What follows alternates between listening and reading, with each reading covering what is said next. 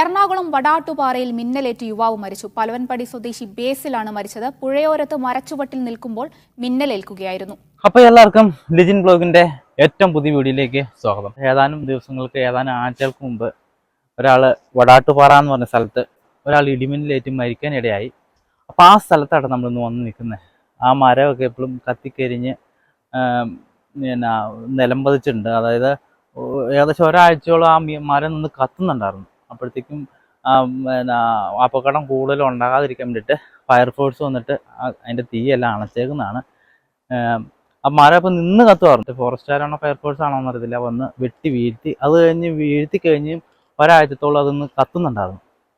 അപ്പം അതിൻ്റെയൊക്കെ തൊട്ട് സമീപത്തായിട്ട് നമ്മൾ വന്നിരിക്കുന്നത്. അതിൻ്റെ തൊട്ട് സമീപത്തായിട്ട് പലവൻപുഴ ഒഴുകുന്നുണ്ട്. അതിൻ്റെയൊക്കെ അരികോട് ചേർന്നിട്ടാണ് ഈ മരം നിന്നത്. അന്ന് ഇടിമിന്നലേറ്റ മരം കേട്ടോ ഈ കാണുന്നത്. ഇടിമിന്നലേറ്റ് കഴിഞ്ഞ് ഏകദേശം 8 ദിവസത്തോളം അത് ആ മരം ഇവിടെ കിടന്ന് കത്തുന്നുണ്ടായിരുന്നു. ഈ മരം ഇങ്ങനെ നിന്നുകൊണ്ടായിരുന്നു കത്തിക്കൊണ്ടിരുന്നത്. അപ്പം ഇവിടെ വരുന്ന ആൾക്കാർക്ക് എല്ലാം ഇങ്ങനെ ഒരു ഭീഷണിയായിട്ട് ഫോറസ്റ്റുകാരൻ വന്നിട്ട് അത് വെട്ടി മറച്ചിട്ടതാണ്. മറച്ചിട്ട് കഴിഞ്ഞിട്ടും അത് കിടന്ന് കത്തുന്നുണ്ടായിരുന്നു. അപ്പോൾ അതിൻ്റെയൊക്കെ വിഷ്വൽസ് ഞാൻ വേറൊരു മൊബൈലിൽ എടുത്തിട്ടുണ്ടാകും, ഞാൻ കാണിച്ചു തരാം അതിൻ്റെ കൂടുതൽ. അപ്പം വീണ്ടും അത് കത്തുന്നുണ്ടെന്ന്. അപ്പം വീണ്ടും അത് ഇവിടെ പ്രശ്നമായതുകൊണ്ട് ഫയർഫോഴ്സ് വന്നിട്ട് അതിൻ്റെ തീയെല്ലാം അണച്ചു എന്നാണ് ഇപ്പം ഒരു ചേട്ടൻ പറഞ്ഞത്.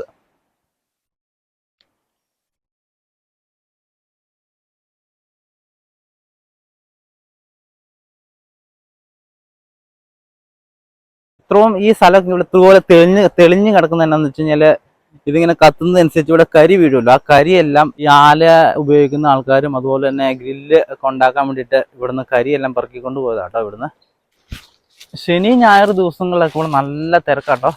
ഈ പുഴയുടെ സൗന്ദര്യം കാണാൻ വേണ്ടി നമ്മുടെ കേരളത്തിൻ്റെ, ഇന്ത്യയുടെ അല്ലെങ്കിൽ കേരളത്തിൻ്റെ ഒക്കെ പല ദിക്കിൽ നിന്നുള്ള ആൾക്കാരെല്ലാം ഇവിടെ വന്ന് കൂടാറുണ്ട്. അതായത് ശനി ഞായർ ദിവസങ്ങളിൽ ഭയങ്കര തിരക്കാണ്. ഇന്നും അത്യാവശ്യം ആൾക്കാർ വന്നിട്ടുണ്ട്. ആ മേളിലേക്ക് കുറേ ആൾക്കാരൊക്കെ പോയിട്ടുണ്ട്.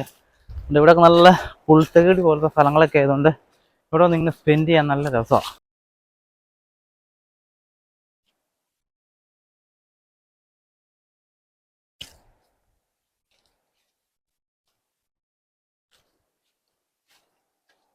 അതുകൊണ്ട് ഇവിടെയൊക്കെ ആനകൾ വരാറുള്ള കേട്ടോ. ഉണ്ടോ, കഴിഞ്ഞത് ഏതോ ഒരു ദിവസം വന്ന് ഇവിടുന്ന് പോയേക്കുന്നതാണ്.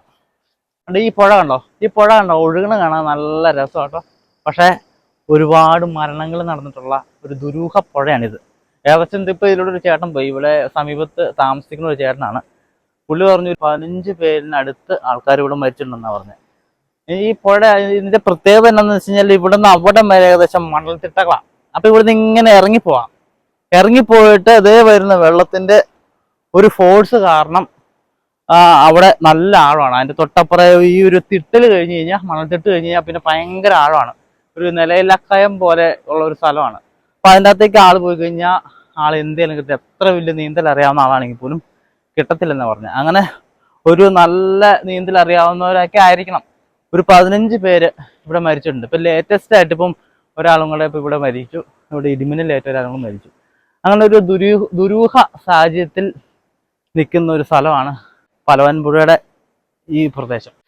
അപ്പം നിങ്ങൾ ശ്രദ്ധിക്കുക, ഒരു മഴയോ ഇടിയോ ഉണ്ടാകുന്ന സമയത്ത് ഒരു മരത്തിൻ്റെ ചുവട്ടിൽ ഈ മഴ നനയാണ്ട് കയറിയിരിക്കുന്നത് അത്ര സേഫല്ല, ഒട്ടും സേഫല്ല.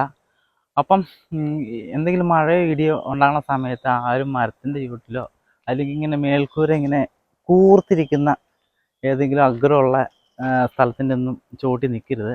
അത്ര സേഫല്ല. ചിലപ്പോൾ ഇടിമിന്നലാക്കാനുള്ള ചാൻസ് ഉണ്ട്. അപ്പോൾ ഇത്രയും പറഞ്ഞുകൊണ്ട് നമ്മുടെ ഇന്നത്തെ വീഡിയോ ഇവിടെ അവസാനിക്കുകയാണ്. അപ്പോൾ എല്ലാവർക്കും നെക്സ്റ്റ് വീഡിയോ കാണുമ്പോൾ ടാറ്റാ.